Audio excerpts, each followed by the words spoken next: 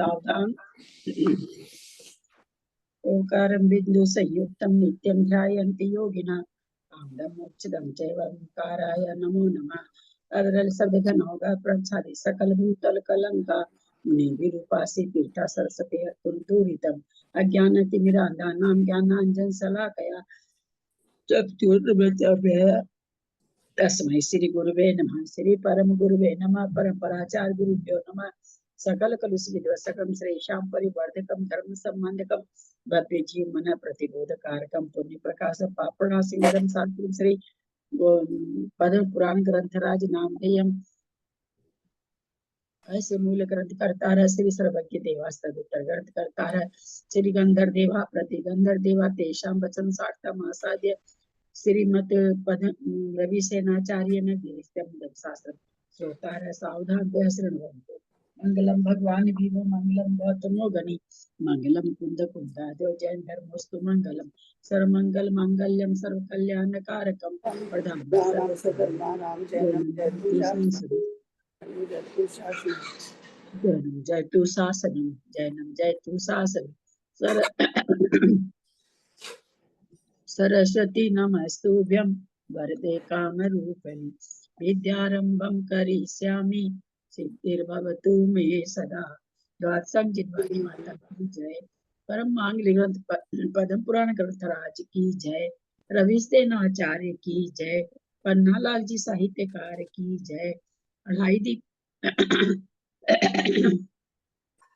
दीप में विराजमान सभी आचार्य उपाध्याय सर्व साधु के चरणों में नमस्ते नमस्ते नमस्ते।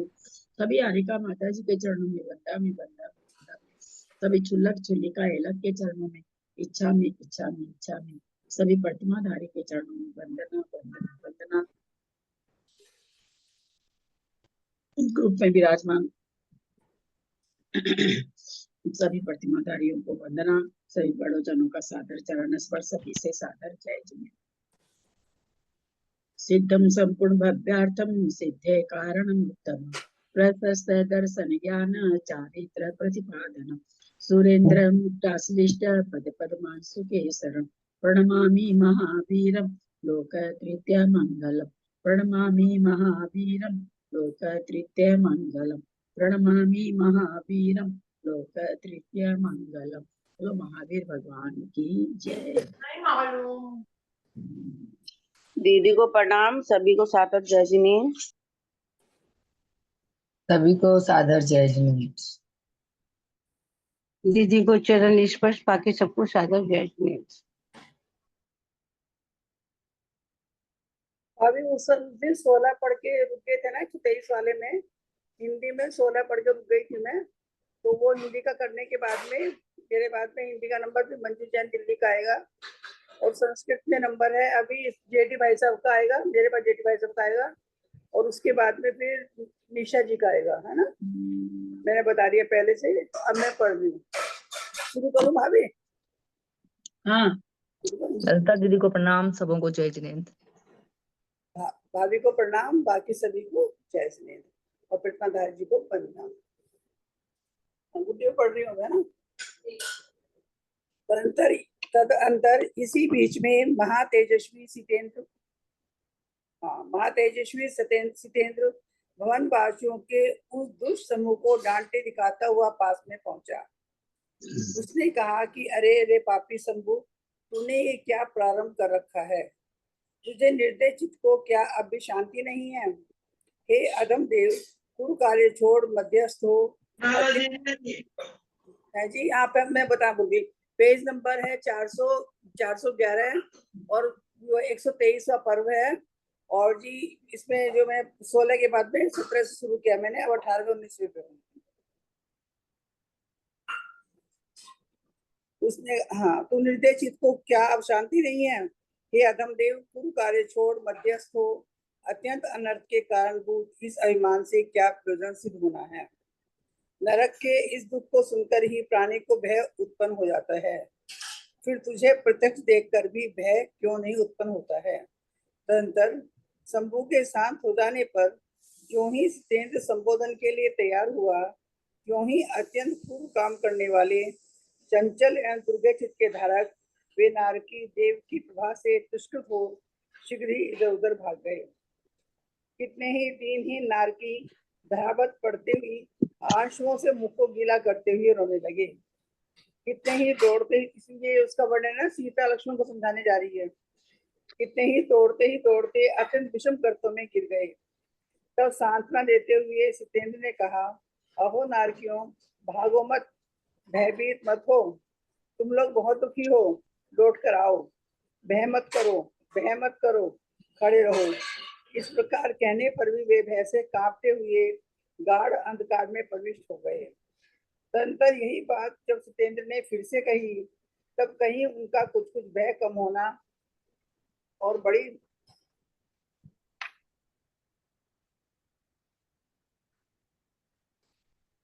कठिनाई से वे चित्त को स्थिरता को प्राप्त हुए। शांत वातावरण होने पर सत्येंद्र ने कहा कि महामोह से जिनकी आत्मा हरी गई है, ऐसे हे नारकियों, तुम लोग इस दशा से युक्त होकर भी आत्मा का हित नहीं जानते हो। जिन्होंने लोक का अंत नहीं देखा है, जो हिंसा, झूठ और प्रदन के हरण में तत्पर हैं, रौद्र ध्यानी हैं, तथा नरक में स्थित रहने वाले के प्रति जिनके द्वेष बुद्धि है, ऐसे लोग ही नरक में आते हैं। जो भोगों के अधिकार में संलग्न है, तीव्र क्रोधादि कसायों से अनुरंजित हैं और निरंतर विरुद्ध कार्य करने में तत्पर रहते हैं, ऐसे लोग ही इस प्रकार के दुख को प्राप्त होते हैं। अथांतर सुंदर विमान के अग्रभाग पर स्थित सुरेंद्र को देखकर लक्ष्मण और रावण के जीव ने सबसे पहले पूछा, आप कौन हैं? तब सुरेंद्र ने उनके लिए श्री राम का तथा अपना सब वृत्तांत कह सुनाया और साथ ही यह भी कहा कि कर्मानुसार यह सब विचित्र कार्य संभव हो जाते हैं। तदंतर अपना वृत्तांत सुनकर जो प्रतिबोध को प्राप्त हुए थे तथा जिनकी आत्मा शांत हो गई थी, ऐसे वे दोनों दीनता पूर्वक इस प्रकार शोक करने लगे, क्या हो, हम लोगों ने उस समय मनुष्य जन्म में धर्म में रुचि क्यों नहीं की, जिससे पाप कर्मों के कारण इस अवस्था को प्राप्त हुए हैं। हाय हाय, आत्मा को दुख देने वाला यह क्या विकट कार्य हम लोगों ने कर डाला। अहो, यह सब मोह की महिमा है कि जिसके कारण जीव आत्महित से भ्रष्ट हो जाता है। हे देवेंद्र, तुम ही धन्य हो जो विषयों की इच्छा छोड़कर जिनवाणी रूपी अमृत का पान कर देवों की इच्छा को प्राप्त हुए हो। निरंतर अत्यधिक करुणा को धारण करने वाले देवेंद्र ने कई बार कहा कि डरो मत, आओ आओ, मैं तुम लोगों को नरक से निकालकर स्वर्ग के लिए ले चलता हूँ।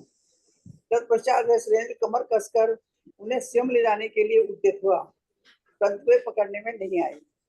जिस प्रकार अग्नि में तपाने से नमनीय पिघल कर रह जाता है, उसी प्रकार वे नारकी भी पिघल कर वहीं रह गए। इंद्र ने उन्हें उठाने के लिए सभी प्रयत्न किए, पर वे उठाए नहीं जा सके। जिस प्रकार दर्पण में प्रतिबिंबित ग्रह नहीं आते, उसी प्रकार वे भी ग्रहण में नहीं आ सके। तदंतर अत्यंत दुखी होते हुए उन नारकियों ने कहा कि हे देव, हम लोगों को जो पूर्व उपार्जित कर्म है, वे निसंदेह भोगने की योग्य नहीं है। जो विषय रूपी आभिष के लोभी होकर नरक के दुख को प्राप्त हुए हैं तथा जो अपने द्वारा किए हुए कर्मों के प्राधीन हैं, उनका देवलोक क्या कर सकते हैं। अपने द्वारा किया हुआ कर्म नियम से भोगना ही पड़ता है।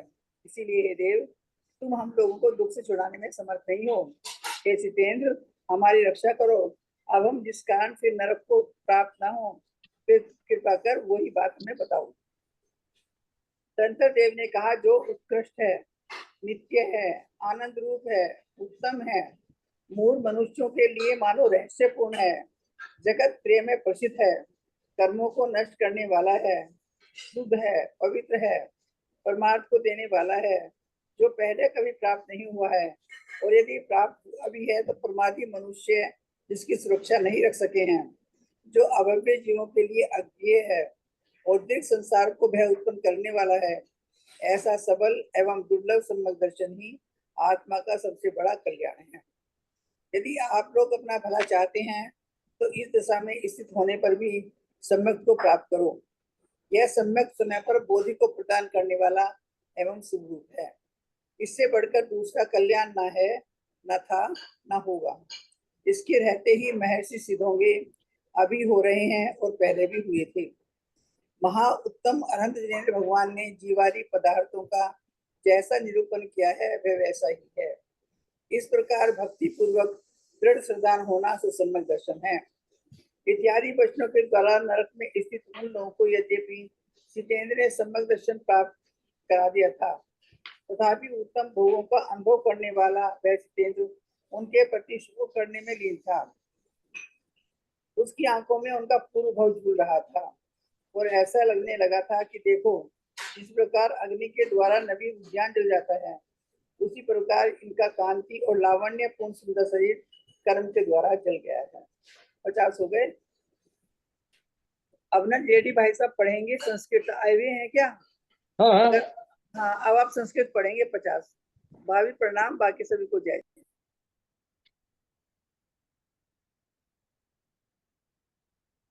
आंटी पेज नंबर क्या है?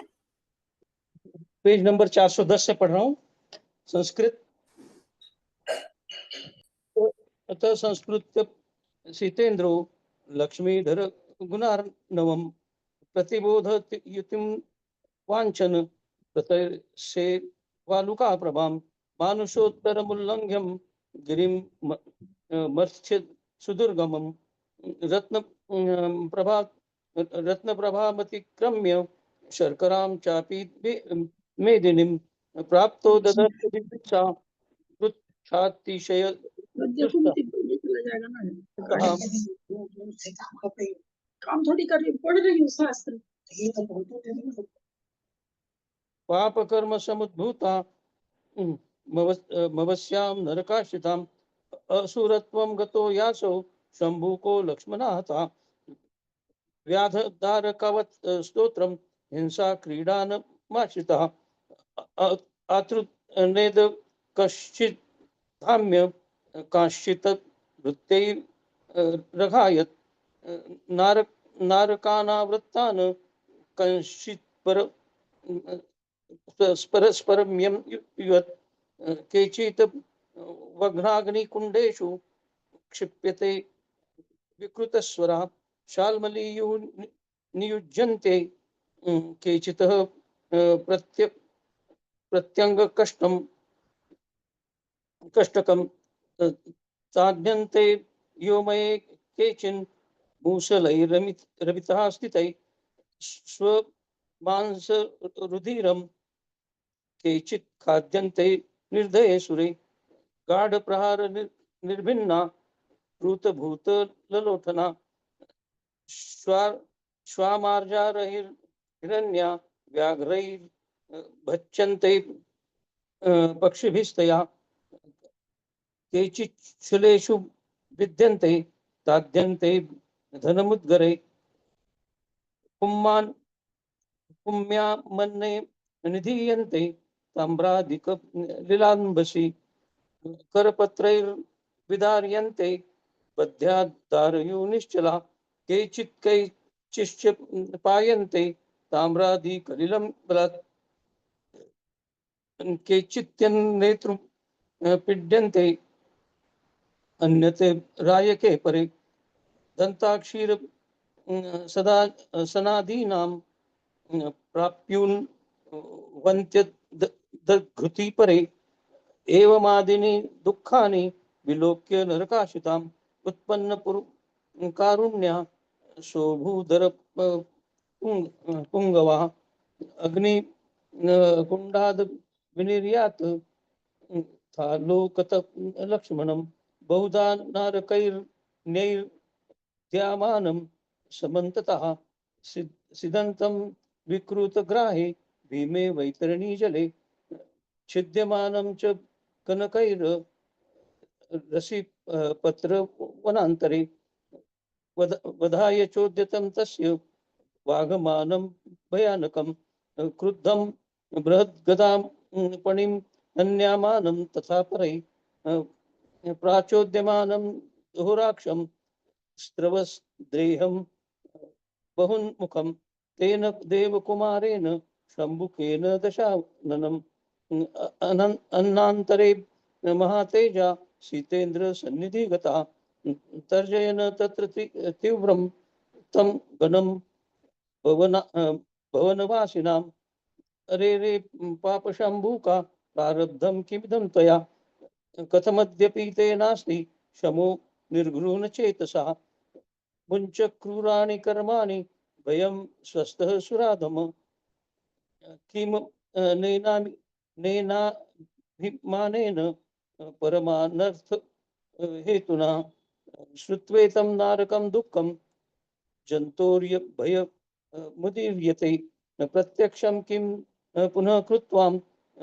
त्रासस्तव न जायते शम्भुके प्रशमं प्राप्ते ततेसो विबुधेश्वरः प्रबोधयित्युमुद्युको यावत्तावदमीकृतम् अतिदारुण्यं कर्माणश्चला दुर्ग्रह चेतसा देवप्रभा विभूताश्च नारका परि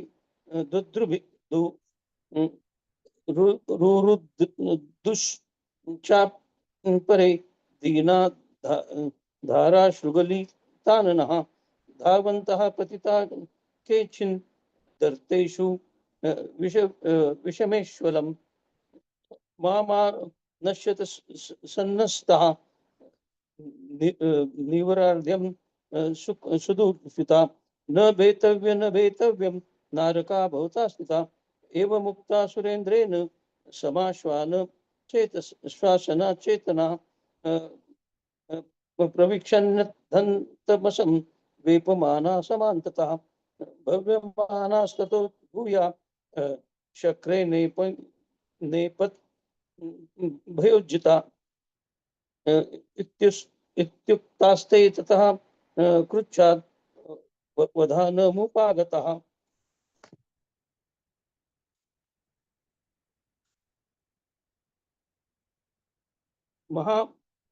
महामोहरतात्मान कथं नरकसंभवा एतया वस्तया युक्तां न जाने तां मनोहितम् अदृष्टलोकपर्यन्ता हिंसा नूत परस्विना रौद्र ध्यानपरा प्राप्ता नरकस्त प्रतिद्विषा भोगाधिकार संसक्तास्ति लोकाधिरञ्जितः विकर्म नीरता नित्यं संप्राप्ता दुःखमिदृशं रमणीये विमानाग्रे ततो विच्च सुरोत्ततं सौमित्री रावणो प्राष्टां को भवन्नीति स तयो सकलं वृत्तं पद्मावस्य तथा मनः कर्मान्वित मभापिष्ट विचित्रमिति संभवं ततः श्रुत्वा स्ववृत्तान्तं प्रतिबोधमुपागतौ शान्तात्मको दीनमेवं शुशु चतुष्टकौ घृतिः किं न कुतः धर्मे तदा मानुष जन्मानि अवस्थामीमकां येन प्राप्तः स्म पापकर्मभिः हा किं कृतं मस्मा धीरात् मधु दुःख परं अहो मोहस्य महात्म्यं यस्वार्थादति हीयते त्वमेव धन्यो देवेन्द्र यस्य त्यक्त्वा विषयस्पृहां जीनवाक्यामृतं पीत्वा सम्प्राप्तोऽस्य मरे शतां ततसो कारुण्यो मा भैष्टेति बहुत्वनम् एतैत नारकान्नकं नये युष्मानीति नीतिरयन् ततः परिकरं बद्ध्वा ग्रहीतुं स्वयमुद्यतः दुर्ग्रहास्तु विलीयन्ते ते ग्निनः नवनीतवम् सर्वापाथैर्पिन्द्रेण ग्रहीतुं स्पष्टमेव च न शक्यास्ते यथा भावाः छाया दर्पणे स्मिता ततस्ते दुःखार्तः जगदुर्दैवयानिनः पुरा कृतानि कर्माणि तानि भोग्यान्यसंशयम् विषयामीशलुब्धानां प्राप्तानां नरकासुखं स्वकृत प्राप्तिष्यानां करिष्यति देवतः एतत् सोपचित्तं कर्म भोक्तव्यं यन्नियोगतः तदास्माकं च शक्नोपि दुःखान् मोचयतु सुरः परित्राय सीतेन्द्र नरकं येन हेनुता प्राप्त्यां नो न पुनर्ब्रूहि त्वमस्माकं दयापरः देवो जगाद परमं शाश्वतं शिवमुत्तमं रहस्यमिव मूढानां प्रख्यातं भुवनत्रये कर्म प्रमयनं शुद्धं पवित्रं परमार्थदम् अप्राप्तपूर्वमासं वा दुर्गृहीतं प्रमादिनां दुर्विज्ञेयं भव्यानां बृहद् भयानकं कल्याणं दुर्लभं सुष्ठु सम्यक् दर्शनात् मूर्जितं यदिच्छतात्मान श्रेयतस्त एवं गते हि सम्यक् त्वं प्रतिपद्यस्व काले बुद्धि प्रथम शुभम इत्योन्यदुत्तरं नास्ति न भूतं न भविष्यति इह सेत्यस्ति सिद्धयन्ति सीपी धूष्रमहर्षया अर्हद्भिर्गदितः भावा भगवद्भिर्महोत्तमै तथैवति दृढं भक्त्या सम्यक् मिष्यते नयग्निद्याति दिभिर्वाक्यै सम्यक् त्वं नरके स्मितं सुरेन्द्र शोचितुं लग्नस्त तथा पिमुत्त भोग भाग तद्भवं कान्तिलावण्य शरीरं मतिसुन्दरं निर्गन्धं कर्मणा पश्य नवोद्यान विवाहमिना। प्रणाम दीदी, क्या हुआ? हाँ, अब मंजू दिल्ली वाली मंजू दिल्ली है। मंजू दिल्ली,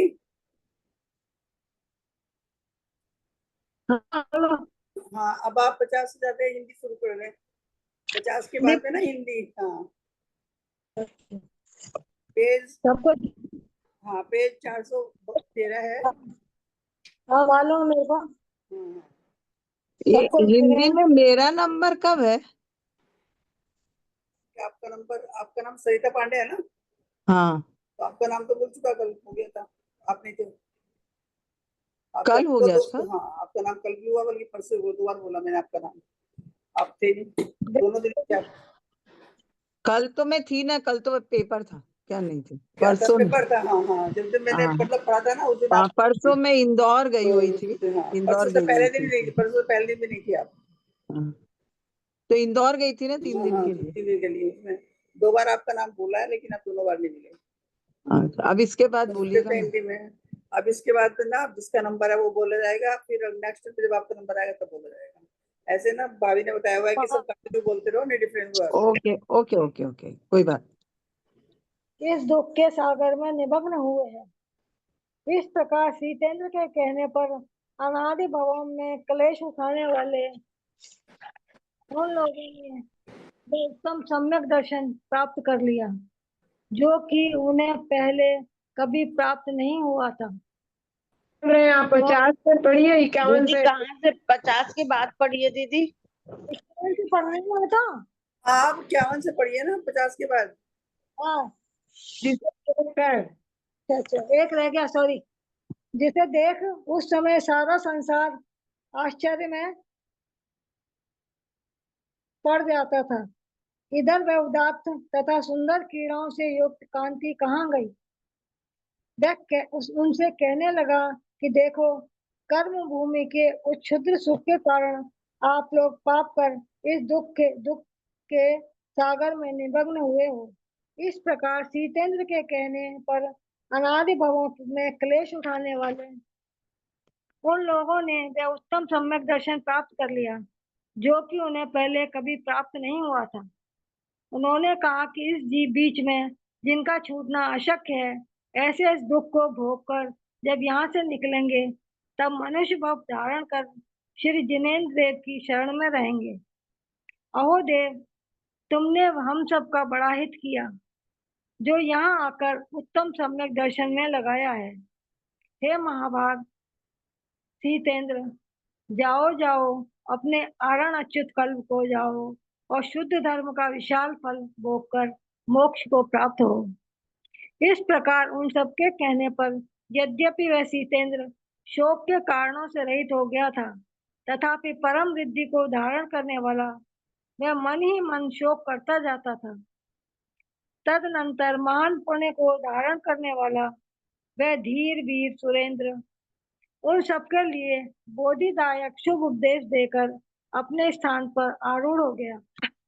नरक से निकलकर जिसकी आत्मा अत्यंत भयभीत हो रही थी, ऐसा वह सीतेंद्र मन ही मन अनंत सिद्ध साधु और केवली प्रणीत धर्म इन चार की शरण को प्राप्त हुआ और अनेकों बार उसने मेरु पर्वत की प्रदक्षिणाएं दी। नरक गति के उस दुख को देखकर विस्मरण कर तथा वहां के शब्द का ध्यान कर वह सुरेंद्र विमान में भी कांप उठता था। जिसका हृदय कांप रहा था और जिसका मुख शोभा संपन्न चंद्रमा के समान था, ऐसा वह बुद्धिमान सुरेंद्र फिर से भरत क्षेत्र में उतरने के लिए उद्यत हुआ। उस समय वायु के समान वेगशाली घोड़े, सिंह तथा मदोन्मत्त हाथियों के समूह से युक्त चलते हुए विमानों से और नाना रंग के वस्त्रों को धारण करने वाले बानर तथा माला आदि के चिन्हों से युक्त मुक्तों से उज्जवल नाना प्रकार के वाहनों पर आरूढ़ पताका तथा छत्र आदि से शोभित शतग्नि, शक्ति, चक्र, असी, धनुष, कुंथ और गदा को धारण करने वाले सब और गमन करते हुए अप्सराओं के समूह से सहित सुंदर देवों से और बांसुरी तथा वीणा के शब्दों से रही सहित तथा जय जयकार, नंद, वर्धश आदि शब्दों से मिश्रित मृदंग और धुंधुंदी के नाच से आकाश भर गया था। अथनंतर परम अभ्युदय को धारण करने वाला सीतेंद्र श्री राम केवली की शरण में गया। वहां जाकर उसने हाथ जोड़ भक्ति पूर्वक बार बार प्रणाम किया। तदनंतर संसार सागर के पार होने से के उपाय जानने के लिए जिसका अभिप्राय दृढ़ था, ऐसे उस विनयी ने इस तरह स्थिति करना प्रारंभ किया। कहने लगा कि हे भगवान, आपने ध्यान रूपी वायु से युक्त तथा तप के द्वारा की हुई दैदीप्यमान ज्ञान रूपी अग्नि से संसार रूपी अटवी दग्ध कर दिया है। आपने शुद्ध लैशा रूपी त्रिशूल के द्वारा मोहनीय कर्म रूपी शत्रु का घात किया है और दृढ़ वैराग्य रूपी वज्र के द्वारा स्नेह रूपी पिंजरा चूर चूर कर दिया है। हे नाथ, मैं संसार रूपी अटवी के बीच पड़ा जीवन मरण के संशय में झूल रहा हूँ। अतः हे मुनीन्द्र, हे भक्तों, मेरे लिए शरण पूजिए। हे राम, आप प्राप्त करने योग्य सब पदार्थ प्राप्त कर चुके हैं, सब पदार्थों के ज्ञाता हैं, कृतज्ञ हैं और जगत के गुरु हैं। अतः मेरी रक्षा कीजिए। व्याकुल हो रहा है। श्री मुंशीवतनाथ के शासन की अच्छी तरह सेवा कर आप विशाल तप के द्वारा संसार सागर के अंत प्राप्त हुए हैं। हे राम, क्या यह तुम उचित है? मुझे बिल्कुल अकेले ही उन्नत अविनाशी पद को प्राप्त हो गए। तदनंतर मुनिराज ने कहा, सुरेंद्र, राग छोड़ो, क्योंकि वैराग्य में आरूढ़ मनुष्य की मुक्ति होती है और रागी मनुष्य का संसार में डूबना होता है। जिस प्रकार कंठ में भुजाओं से नदी नहीं तैरी जा सकती, उसी प्रकार रागादि से संसार नहीं तैरा जा सकता। जिसका चित्त निरंतर विज्ञान में लीन रहता है तथा जो गुरुजनों के कहे अनुसार प्रवृत्ति करता है, ऐसा मनुष्य ही ज्ञानशील आदि गुणों की आसक्ति से संसार सागर को तैर सकता है। गौतम स्वामी कहते हैं कि हे राजन, विद्वानों को यह समझ लेना चाहिए कि महाप्रतापी केवली आदि, मध्य और अवसान में अर्थात प्रत्येक समय सब पदार्थों के गुणों को ग्रस्त करते हैं, जानते हैं। हे राजन, अब इसके आगे सीतेंद्र ने जो पूछा और केवली ने जो उत्तर दिया वह सब कहूंगा। सीतेंद्र ने केवली से पूछा, हे नाथ, हे सर्वज्ञ, ये दशरथ आदि भव्य जी कहाँ हैं? तथा लवण और अंकुश की आपने कौन सी गति देखी है, अर्थात ये कहाँ उत्पन्न होंगे? तब केवली ने कहा, राजा दशरथ आयु स्वर्ग में देव हैं। एक सिवा सुमित्रा के कई सुप्रभा सुप्रजा सुप्रभा और अपराजिता कौशल्या जनक तथा कनक थे। सभी सम्यक दृष्टि अपने अपने सामर्थ्य के अनुसार बंधे हुए कर्म से उसी आनंद वर्ग में तुल्य विभूति के धारक देव हैं। ज्ञान और दर्शन की अपेक्षा समानता रखने वाले लवण और अंकुश नामक दोनों महाभाग मुनि कर्म रूपी धूलि से रहित तो अविनाशी पद प्राप्त करेंगे। केवली के इस प्रकार कहने पर सीतेंद्र हर्ष से अत्यधिक संतुष्ट हुआ। तदनंतर उन्हें स्नेहवश भाई भामंडल का स्मरण कर उसकी चेष्टा पूछी। उसके उत्तर में तुम्हारा भाई भी। इतना कहते ही सीतेंद्र कुछ दुखी हुआ। तदनंतर उसने हाथ जोड़कर पूछा कि हे मुनिराज, वह कहाँ उत्पन्न हुआ है? तदनंतर पद्मनाभ राम ने कहा कि हे अचिंद्र, तुम्हारा भाई जिस चेष्टा से जहाँ उत्पन्न हुआ है उसे कहता हूँ तो सुन। अयोध्या नगरी में अपने कुल का स्वामी, अनेक करोड़ का धनी तथा मकरी नामक स्त्रिया के साथ काम करने वाला एक वृद्धक नाम का सेठ था। उसके अनेक पुत्र थे तथा वह राजा के समान वैभव को धारण करने वाला था।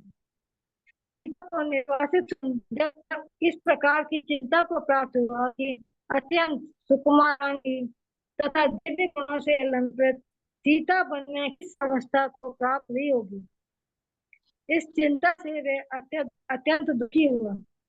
तदनंतर जिसके पास दयालु हृदय विद्यमान था और जिसे संसार से द्वेष उत्पन्न हो रहा था, ऐसा वह ब्रजांग सेठ परम वैरागी को प्राप्त हो जुटी नामक मुनिराज के पास दीक्षित हो गया। इसकी दीक्षा का हाल घर के लोगों में था। उसके अशोक और तिलक नाम के दो विनयवान पुत्र थे। सो वे किसी समय निमित्त ज्ञानी जुति मुनिराज के पास अपने पिता का हाल पूछने के लिए गए। वहीं पिता को देखकर इस स्नेह अथवा वैराग्य के कारण अशोक तथा तिलक भी उन्हीं जुटी मुनिराज के पाद मूल में दीक्षित हो गए। ज्योति मुनिराज परम तपस्चरण कर तथा आयु का क्षय प्राप्त कर शिष्य जनों को उत्कंठा प्रदान करते हुए गहरे में अहमेंद्र हुए। यहाँ पिता और दोनों पुत्र मिलकर तीनों मुनि गुरु के कहे अनुसार प्रवृत्ति करते हुए जिनेन्द्र भगवान की वंदना करने के लिए रामचूड़पुर की ओर चले। बीच में 50 योजन प्रमाण बालू का समुद्र रेगिस्तान मिलता था। तो इच्छित स्थान पर नहीं पहुंच पाए। बीच में ही वर्षा काल आ गया।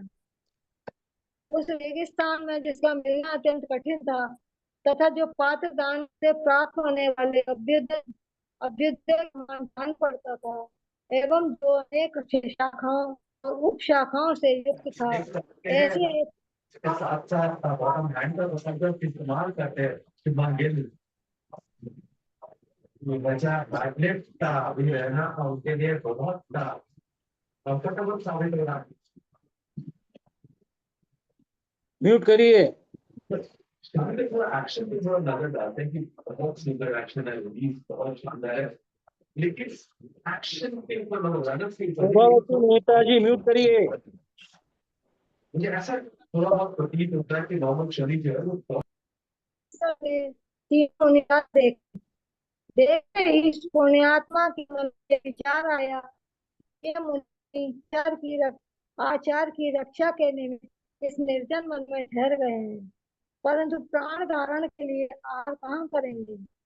ऐसा विचार कर सद्विद्या की उत्तम शक्ति से युक्त भामंडल ने बिल्कुल पास में एक अत्यंत सुंदर नगर बसाया जो सब प्रकार की सामग्री से सहित था। स्थान स्थान पर उसने घोष अहीर आदि के रहने के ठिकाने दिखलाए। तदनंतर अपने स्वाभाविक में से तो उसने विनय पूर्वक मुनियों के लिए नमस्कार किया। वे अपने परिजनों के साथ वहीं रहने लगा तथा योग्य देश काल में दृष्टिगोचर हुए पुरुषों को भोजन कराने लगा। जय जिनेंद्र सबको।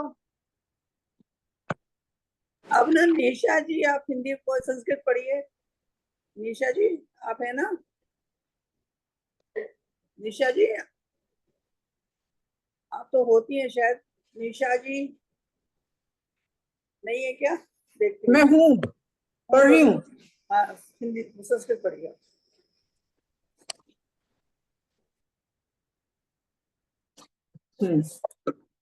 प्रणाम दीदी, जय जिनेंद्र सबको। एक सेकंड रुकना। भाभी जरा दो बात पूछी थी आपसे। एक तो 4 नंबर में है, भाभी है क्या? में ललिता भाभी, भाभी है क्या? हाँ बोलिए। हाँ, एक तो ना 4 नंबर में जो ये आया कि शुरू में कि ये जो असुर कुमार बना था शंभू का जीव, तो ये नरक में सताने के लिए आया।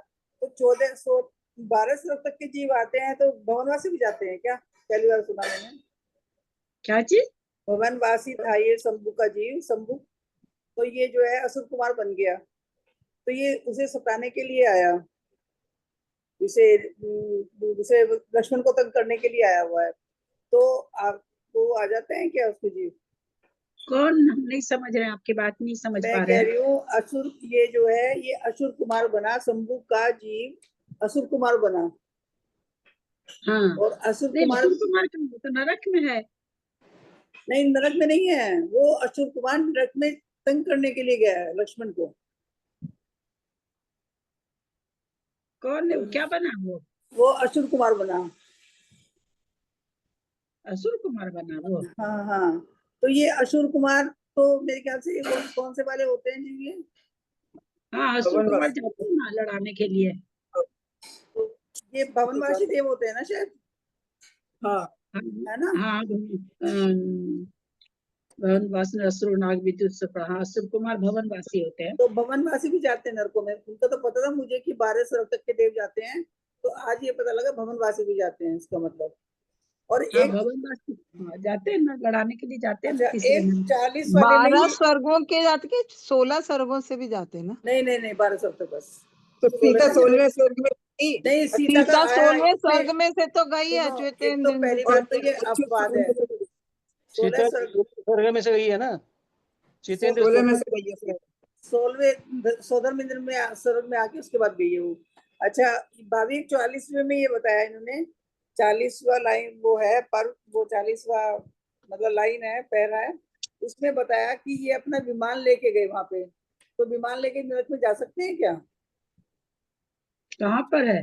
इसमें 40 वाले में देखो आप, 40 जो विषय रूप ये है, विमान कहाँ कुछ है? विषय रूप आमिष के 123 में ना। है। कौन से वाला है ये? ये मैं भूल गई शायद कोई। 123 ही चल रहा है ना। नहीं, हाँ 123 में चल रहा है। 123 में, 40 में तो ऐसा कुछ नहीं है। हाँ 40 नहीं, वो मैं शायद भूल गई हूँ मैं। किसी में इसमें ये आया कि वो सितेंद्र जो है अपना विमान लेके गई है नरक में। तो विमान लेके नरक में जा सकते हैं क्या? अभी मैं देख के बताती हूँ, वैसे मैंने अभी पढ़ा है। अभी मैं देख के बताती हूँ। चलो अब आप निशा जी शुरू कर लो, मैं फिर देख के बताती हूँ। ठीक है, ठीक है। वो 30वां गड़ा है, 30वां 30 है। कौन सा है? 58 सुंदर विमान के अग्रभाग स्थित सुरेंद्र को देखकर लक्ष्मण और रावण हाँ के हाँ, जीव ने कौन पहले सा नंबर पूछा। है? कौन सा 30 नंबर? 30 30 30 30 होगा। नंबर 30 नंबर 30 नंबर है। भाभी 30 नंबर है। अर्थानंतर सुंदर विमान के अग्रभाग पर स्थित सुरेंद्र को देखकर लक्ष्मण और रावण के जीव ने सबसे पहले पूछा कि आप कौन है। अब इसके हिसाब से तो गए हैं विमान से। हाँ, ये साथ में पहली बारी सुना पढ़ा ना, मतलब हमने भी। इसका संस्कृत देखते हैं, एक मिनट। रमणीय विमान, हाँ भी संस्कृत भी है, ठीक, संस्कृत में भी लिखा। अच्छा, तो उसका मतलब नरक में विमान से जाते हैं। ठीक है बाबा। पढ़ो। ये लोग विमान में ही तो रहते हैं ना। हाँ पढ़िए निशा जी, पढ़िए। हाँ वो पढ़िए। विमान में रहते, वो विमान थोड़ी उठ के आता है। तो अन्य देवों को बनाते हैं, उससे आते हैं। वो विमान थोड़ी आता होगा जिसमें रहते हैं वो तो, जहां तक मुझे लगता है।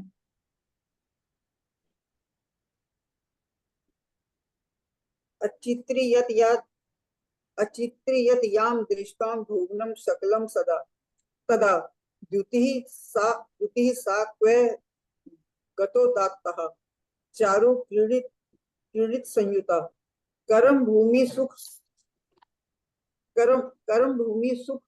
सुखस्य यस्य क्षुद्रस्य कारणेर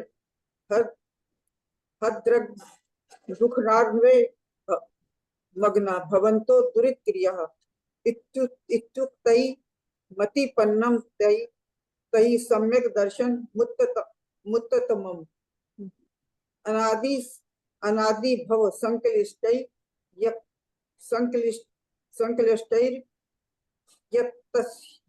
यश्च प्राप्तं कदाचन एतत् अस्मिन्तरे दुःखे मनुभूयं निकाचितम् उद्गतः प्राप्यः मानुष्य मुपेमः शरणं जिनम् अहो अति परमं देवे त्वया अस्मभयं हितं कृतम् यत् सम्यक् दर्शने रम्ये समेत्य विनियोजितः हे सीतेन्द्र महाभागे गच्छारणाच्युतम् शुद्ध धर्म फलम स्फीत मनुभूय शिवम ब्रज एव मुक्तः सुरेंद्रोऽसौ शोक हेतु विवर्जितः तथापि परम दृश्यः स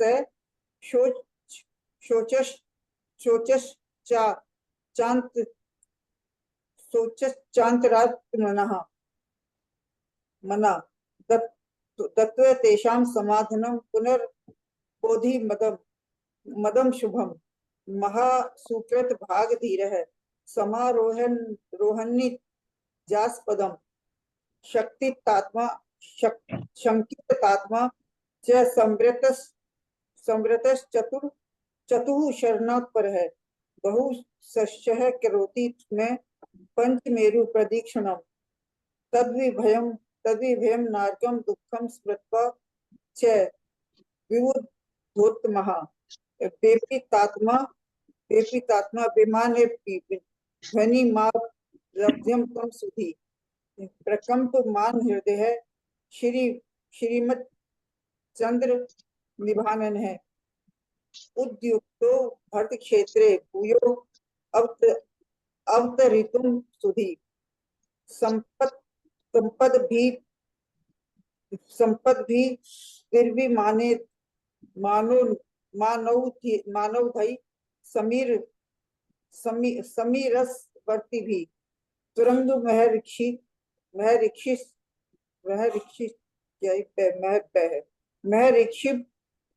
मत जंगम घटाकुलई नाना वर्णांबर धरई हरिस्त्र मुक्तोज्वलई विचित्र वाहन ध्वज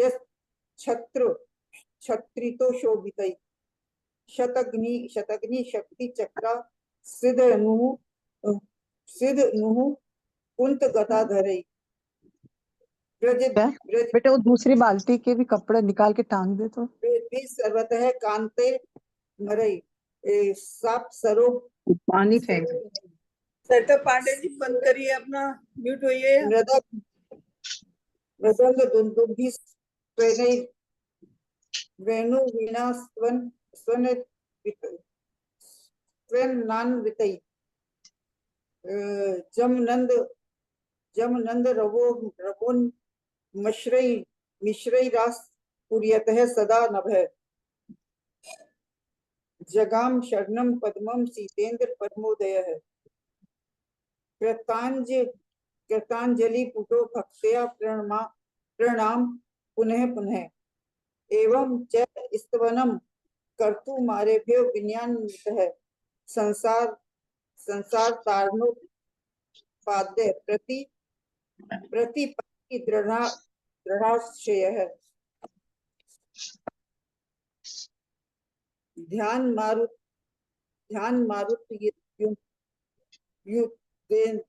युन्द्रेन तपः संदुक्षिता क्षितात्मना त्वया जन्माटवी दग्धा दीप्तेन ज्ञान वह्निनः शुद्ध लेशास्त्री स्थूलेन महानीय रिपुरहत है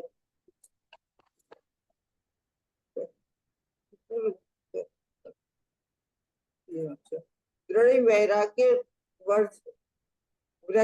वज्रेण चूर्णितम स्नेह पंजरम संशय वज्र मानस भवादरण्य विवर्जित है शरणम भवे मे नाथ मुनीन्द्र भव सूदन लब्धव्य सर्वज्ञ कृत है जगत गुरु परित्रा यस्व पद्माभ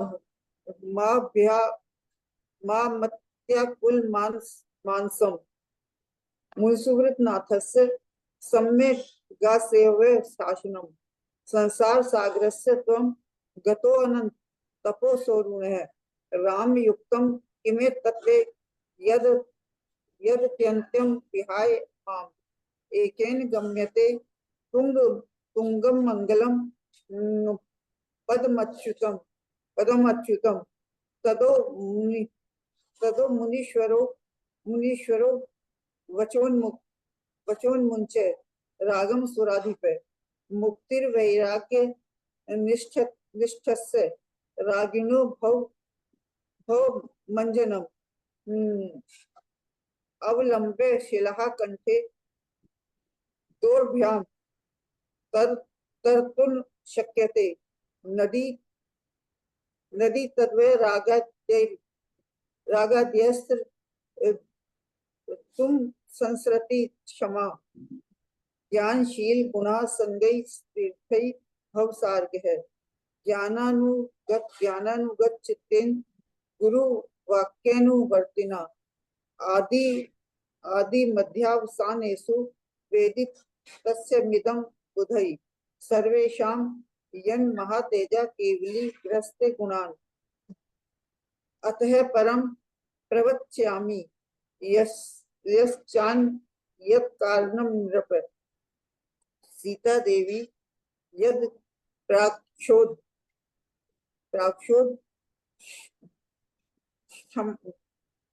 धमाशे यक्ष केवली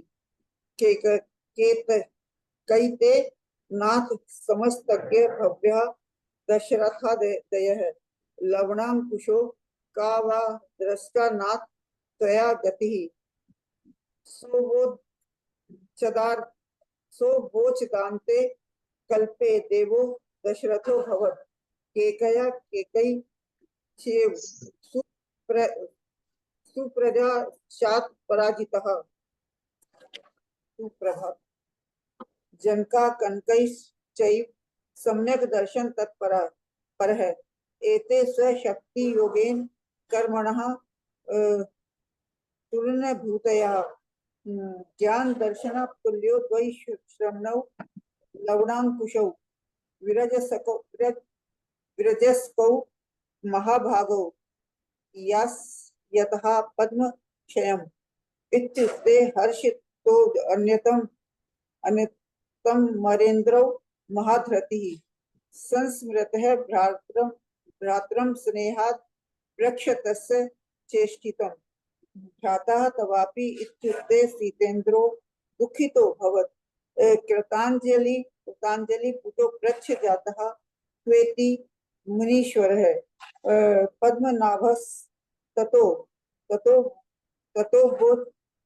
वोच दच्युतेन्द्र मतं शृणु चेष्टितेन गतो येन यत् पदम तब सोदरः अयोध्यायां कुलं पतिर बहुकोटि धनेश्वरः मकरी दधिता दयिता मकरी दयिता काम भोगो वज्रांक संज्ञकः अति क्रांतो बहु सुतई पार्थिवों विक्रमः श्रुत्वा निर्वासितां सीतामिति चिंता समाश्रितः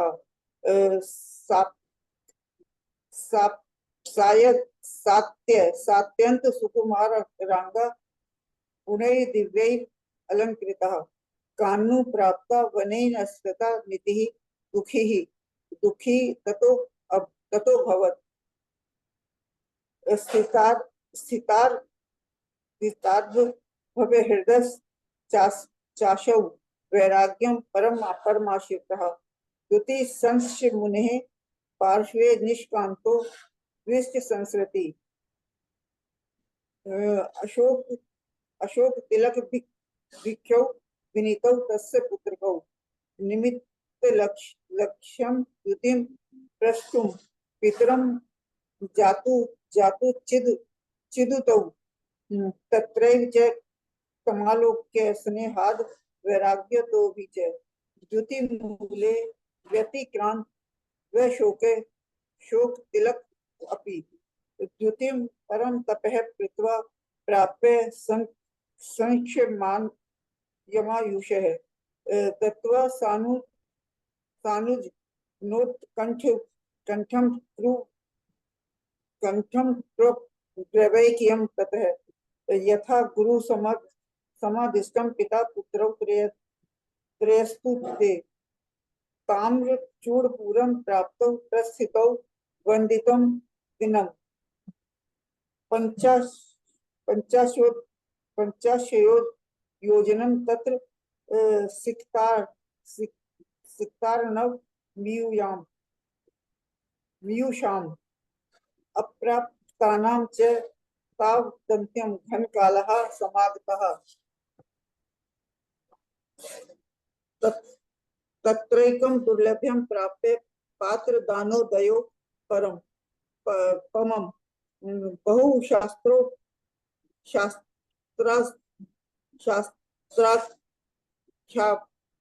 शास्त्राख्याय मनोकह मिमे स्थिता तदो जनक पुत्रेण रचिता कौशलां पुरीं दृष्टास्ते माने चस्य जाते में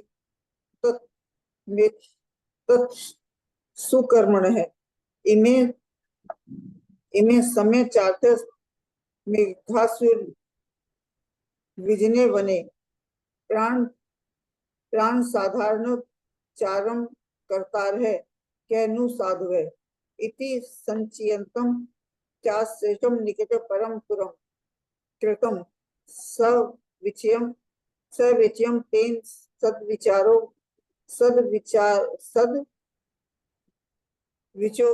सद्विचोदार शक्तिनः स्थाने स्थाने च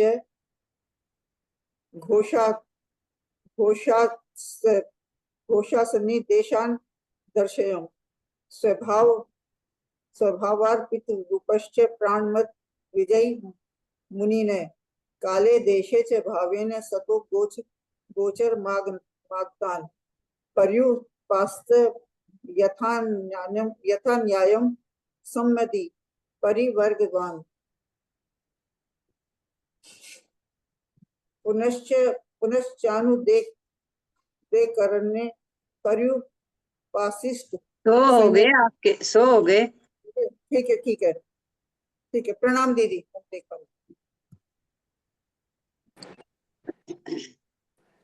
टाइम भी हाँ भाभी निर्मानी स्तुति ले टाइम भी 55 हो गया। हाँ ले लीजिए। निर्मानी स्तुति ले लीजिए जिसको भी करना।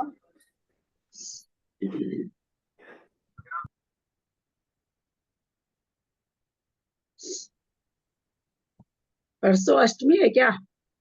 हाँ अष्टमी है। अष्टमी है परसों। परसों दोपहर में 1:30 बजे वाली क्लास करने का मन है, पंच समवाय लेंगे, तो जो नहीं अटेंड करते दोपहर में अगर करना चाहे तो करेंगे। ठीक है, कर देंगे हम। आप लोग तो करते ही हो दोपहर की, आप लोगों के लिए थोड़ी कहा जा रहा है, जो करते उनके लिए थोड़ी, आप लोग तो दोपहर वाली क्लास करते ही है ना कृष्णा जी।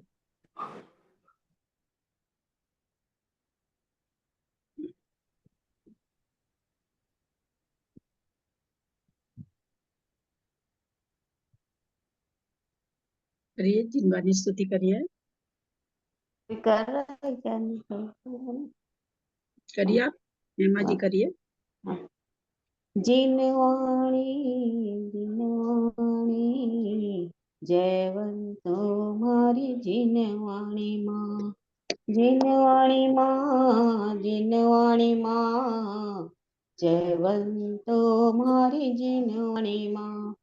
शून्यात्म का ज्ञान कराती, चिदानंद से पान कराती, कुंद कुंद से भेंट कराती, आत्म ख्याति का बोध कराती, जिनवाणी माँ, जिनवाणी माँ, जयवंतो मारी जिनवाणी माँ। नित्य बोधनी माँ जिनवाणी, स्वपरवेक जगाती वाणी, मिथ्या भ्रांति नसाय कराती, ध्यायक प्रभु दर्शाती वाणी, जिनवाणी माँ, जिनवाणी माँ, जयवंतो मारी जिनवाणी माँ। असाता चरण वसाती वाणी, सत्य धर्म प्रगटाती वाणी, भव दुख हरण पियूष समानी, भवदधि तारक नौका जानी, जिनवाणी माँ, जिनवाणी माँ, जयवंतो मारी जिनवाणी माँ। जो हित चाओ भवि जन प्राणी, पढ़ो सुनो ध्याओ जिनवाणी, सहानुभूति से करो प्रवाणी, शिवरथ को है यही निशान, जिनवाणी माँ, जिनवाणी माँ, जयवंतो मारी जिनवाणी माँ। जवानी के ज्ञान से तुझे लोकालो, सोवाणी मस्तक धरो सदा दी तुरो, हे जिनवाणी भारती तोए तू दिन रेन, जो तेरा शरण सो पावे सुख जैन, देव जो अरहंत को गुरु से हो निर्ग्रह, दया धर्म पालो सदा यही मोक्ष का फल। केवल द्वादश जिनवाणी माँ की जय। नो माता।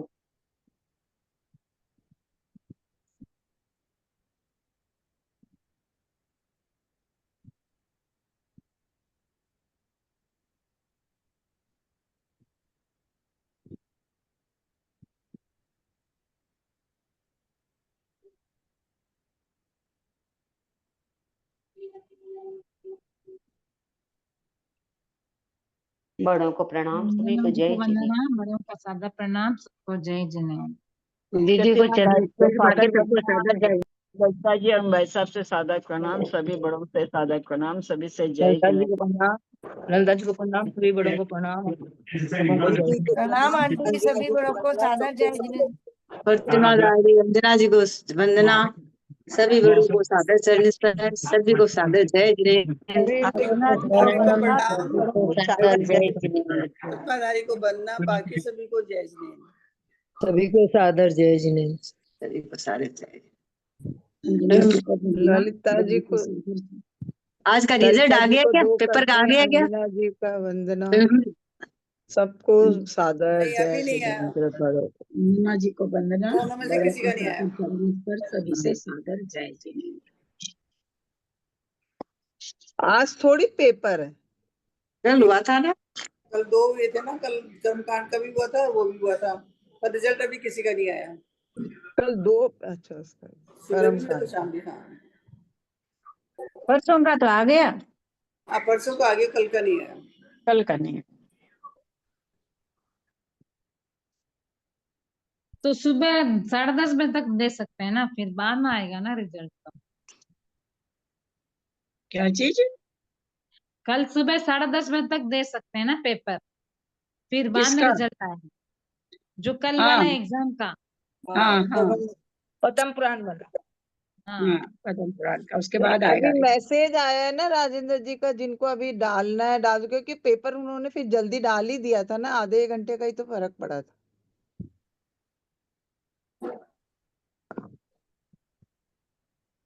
अभी आया है मैसेज कि है कि 34 जनों ने डाल दिया है। 34 लोगों के तो मिल गए हैं, मैं रिजल्ट भेज दूंगा। और अगर किसी ने नहीं भेजना चाहते हो, भेजे भेज तो अभी भेज दे, तो 9 बजे तक, नहीं तो रिजल्ट डाल देंगे। अच्छा, हाँ, तो अभी ऐसा कर मैसेज। लीजिए पुष्पा जी, अभी कर लीजिए। नहीं दे दिया आंटी जी। दे दिया क्या? अच्छा। और हम तो एक बार ना ट्रेन में थे, इसीलिए हम नहीं दे पाए, किसी का जी गए हुए थे, तो वहां अच्छा पर ग्रंथ भी नहीं मिला, तो फिर टाइम ही नहीं मिला, फिर इसलिए टाइम लिए थे। चलिए, एंड कर रहे हैं। हाँ, मिलते हैं कल दोपहर में।